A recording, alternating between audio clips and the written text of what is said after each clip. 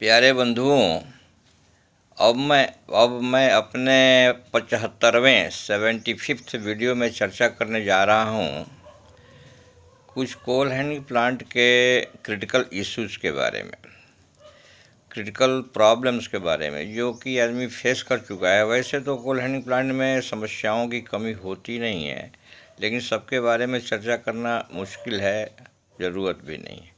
लेकिन कुछ के बारे में सोचता हूँ कि चर्चा कर लेना बेटर रहेगा, जो शायद अपने बंधुओं की मदद कर सके। पहले चर्चा कर लेता हूँ स्टैकर रिक्लेमर का रनिंग अवे प्रॉब्लम।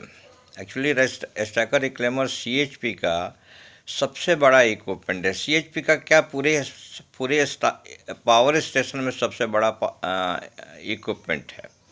ये सबसे साइज में बड़ा होता है, वॉल्यूम में बड़ा होता है, वज़न में बड़ा होता है, मेंटेनेंस भी डिफ़िकल्ट होता है, ओपन फील्ड में रहता है। इसलिए ये बहुत ही क्रिटिकल इक्विपमेंट है कोल हैंडलिंग प्लांट का। और इसके ऊपर एदर वी कैन से कि पावर स्टेशन का ये लाइफ है, क्योंकि क्रिटिकल मोमेंट में ये जो है स्टैकर रिक्लेमर ही मदद करता है। और हमारा क्रिटिकल मोमेंट आता है बरसात के मौसम में। अब बरसात के मौसम में ये समस्या नॉर्मली आती है। वो क्या कि देखा जाता है कि स्टैकर रिक्लेमर कभी कभी रन अवे हो जाता है। धीरे धीरे मूव करते करते वो धीरे धीरे मूव करता है तो पता भी नहीं चलता है, और धीरे धीरे मूव करते करते वो डिरेल हो जाता है।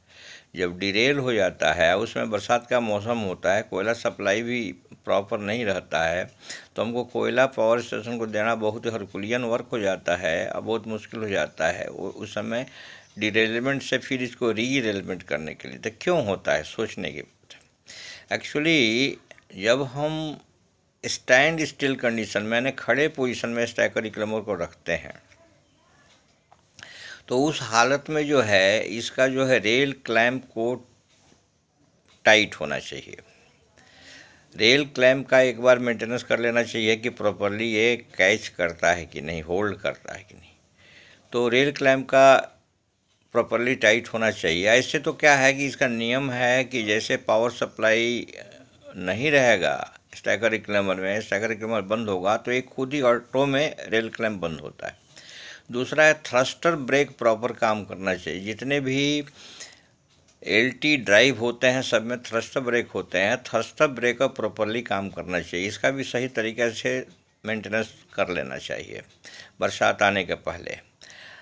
और कुछ स्टैकर रिक्लेमर में एंकरिंग का भी अरेंजमेंट रहता है, एंकरिंग भी जो है इंश्योर कर लेना चाहिए बंद करने के पहले।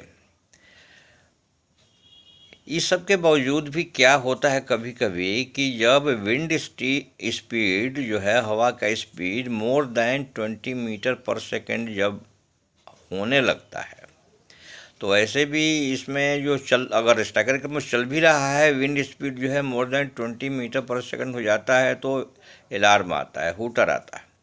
तो उस समय जो है ऑपरेटर को इंस्ट्रक्शन रहता है कि स्टैकर रिक्लेमर बंद कर देना चाहिए, प्रॉपर उसका जो है ब्रेकिंग एक्शन कर लेना चाहिए। इससे rail clamp, thruster brake, anchoring of the stacker reclaimer ये सभी कर देना चाहिए। उसके बावजूद भी ये बहुत, चूँकि हेवी इक्विपमेंट होता है, इसका मास बहुत ज़्यादा होता है, इसका वॉल्यूम भी बहुत ज़्यादा होता है। तो मास वॉल्यूम से तो कोई संबंध नहीं है, तो मास इसका बहुत ज़्यादा होता है। और हम जानते हैं कि जब एक बार ये मोमेंटम पकड़ लेगा तो ये रुक नहीं सकता, इसको रोकना किसी के बस की बात नहीं होती है।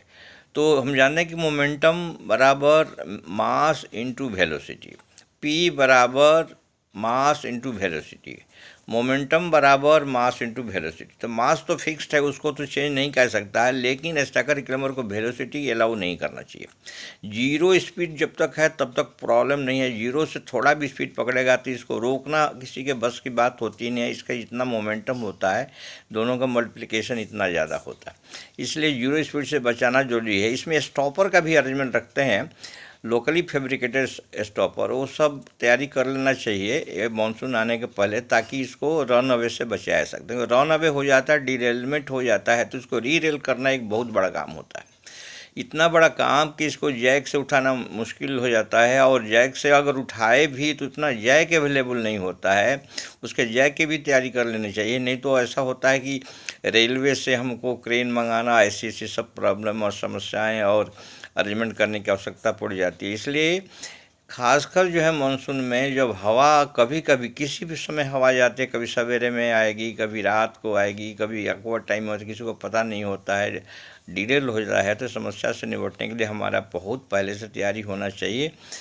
और अब मैं इसके साथ में इसमें मोस्ट इम्पोर्टेंट मैं ये कहना चाहूँगा कि जो बकेट व्हील है, बकेट व्हील को किसी कोल बेड पर रेस्ट करा देना चाहिए। बकेट व्हील को स्लाइटली किसी कोल बेड पर रेस्ट करा देने से क्या होता है कि वो ऐसा ब्रेकिंग एक्शन काम करता है कि विंड आने के बाद भी वो फिर जा नहीं सकता है। तो कभी कभी जो है ऑपरेटर लोग जो है कोल बेड पर रेस्ट नहीं कराते हैं तो बड़ा डेंजरस हो जाता है। तो खासकर जो है मानसून में बकेट व्हील को कोल बेड पर रेस्ट करना अति आवश्यक है, इस पर ध्यान देकर अवश्य करना चाहिए।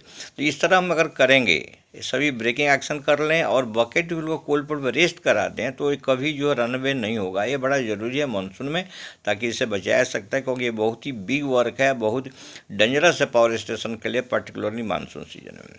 अब मैं दूसरे पॉइंट की बात करता हूँ। एक बार जो है हम लोग जो है बंकर फ्लोर के फ्लूइड कपलिंग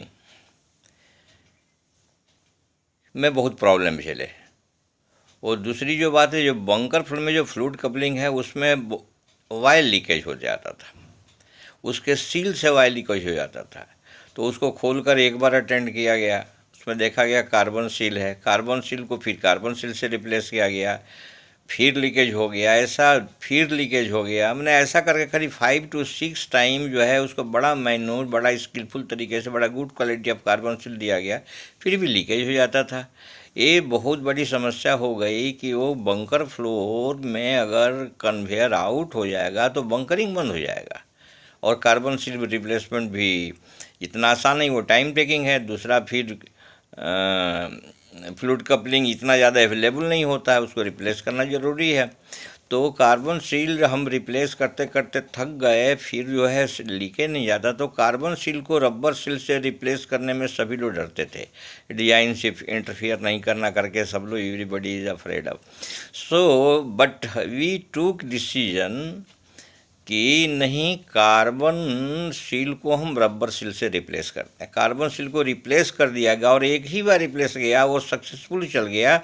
अभी हमने रिसेंटली पता किया कि last for more than 2 years वो चल ही रहा है। इस तरह जो है हम कार्बन सील को अगर रबर सील से रिप्लेस करने की आवश्यकता पड़ती है तो कर लेना चाहिए, हिचकने की ज़रूरत नहीं है। नॉर्मली बहुत लोग सजेस्ट करने लगते हैं, नहीं डिजाइन से इंटरफेयर करने से चलेगा नहीं है, बहुत सारे की डाउट्स क्रिएट करने लगते हैं और डाउट पैदा होने लगता है, उसकी ज़रूरत ही नहीं है। कार्बन सील को रबर सील से रिप्लेस कर दीजिए बिना किसी डर भय का, वो अच्छा से काम करेगा। ये मेरा टेस्टेड है और ट्राइड मेथड है और सक्सेसफुल है, तो इसको किया जा सकता है। अब मैं इसके साथ ही जो है एक और था ज़रूर एक्सपीरियंस शेयर करने का, लेकिन टाइम अभाव के कारण चलिए उसको भी डिस्कस कर लेते हैं। बड़ा सिंपल है, छोटा ही है। Bearing life enhancement. Bearing life को कैसे इन्हेंस किया जाता है? एक बार क्रशर का बियरिंग तो बहुत कॉस्टली होता है, और जो है वो उसको बहुत ज़्यादा मिलता नहीं है। एक बार क्रशर का बियरिंग जो है ख़राब हो गया, उसको बदल दिया गया तो दूसरा बदलने के लिए दूसरा हमारे पास बियरिंग था नहीं। तो एक स्क्रैप में मैंने पहले का जो है क्लियरेंस वाला, वाइब्रेशन वाला जो है बियरिंग निकाल करके फिर उसको दोबारा लगा गया। तो उसमें क्या किया गया, एक मैं छोटा सा मॉडिफिकेशन करवा दिया। मॉडिफिकेशन करने के बाद अभी मैं पता किया हूँ उसे 3 साल से ज़्यादा होगा, अभी चल रहा है। हमको भी आश्चर्य होगा, इसीलिए मैं सोचा कि आपसे शेयर करूँ। क्या उसके अंदर एक सर्क्लिप होता है, सर्क्लिप में 3 प्रोजेक्टेड पोर्शन है। उस सर्क्लिप के तीनों प्रोजेक्टेड में एक प्रोजेक्टेड पोर्शन का बियरिंग के ग्रुप से मैच करता है। तो जो मैच करता है उसको तो प्रोजेक्टेड पोर्शन को मोड़ करके बियरिंग से होल्ड करा देते हैं, मोड़ करके। लेकिन दो जो प्रोजेक्टेड पोर्शन रहते हैं वो प्रोजेक्टेड रहते हैं, उसको मोड़ने का जगह नहीं होता है, कि क्योंकि जो उसके दो रिमेनिंग ग्रुप होते हैं उसमें मैच नहीं करता है। ये design deficiency I can say, ऐसा वो करने के लिए अल्टीमेटली या डेवलेटिव डिजाइन में दिया जाता है कि मैं बोल नहीं सकता, उसके बारे में कमेंट करना ठीक नहीं है। लेकिन जो प्रोजेक्टेड रहता है दो ग्रुप से मैच नहीं करता है, इसको मैच कराना बड़ा ज़रूरी है। अगर मैच नहीं करता है तो स्लाइड मॉडिफिकेशन करके मैच करके जो दो ग्रुप है उसमें भी प्रोजेक्टेड पोर्शन को फिट कर देना चाहिए। तो दोनों अगर फिट नहीं होता है, एक कम से कम फिट कर दीजिए, तो इसके लाइफ जो है इनॉर्मस लाइफ बढ़ जाएगा। बहुत सक्सेसफुल है, इसमें डरने की भी ज़रूरत नहीं। नॉर्मली क्रशर का बेयरिंग बहुत बड़ी होती है और जो है काफ़ी कॉस्टली होती है, इसलिए लोग इंटरफेयर करने से डरते हैं। लेकिन हमने इसको ट्राई किया है, रिस्क लेकर ट्राई किया है, बड़ा सक्सेसफुल हो गया, अभी लाइफ मिल रही है। ये जो है फेंका हुआ, स्क्रैप में फेंका हुआ रिजेक्टेड बियरिंग को हमने चलाया है। और अभी I came to know recently, I don't know how far it is correct, but हमको जो रिसेंट इन्फॉर्मेशन मिला है वो जो है लास्ट 3 ईयर से वो रिजेक्टेड बियरिंग वो क्रशर में चल रहा है। इसके साथ ही मैं वीडियो को अभी विराम देने जा रहा हूँ, और आप लोगों से निवेदन है कि इसको लाइक करिए, शेयर करिए, सब्सक्राइब करिए, ताकि इन्फॉर्मेशन अपने दूसरे पावर स्टेशन के कूलेंट प्लांट के बंधुओं को जा सके और उसे लाभान्वित हो सकें। Thank you very much. जय हिंद, जय भारत।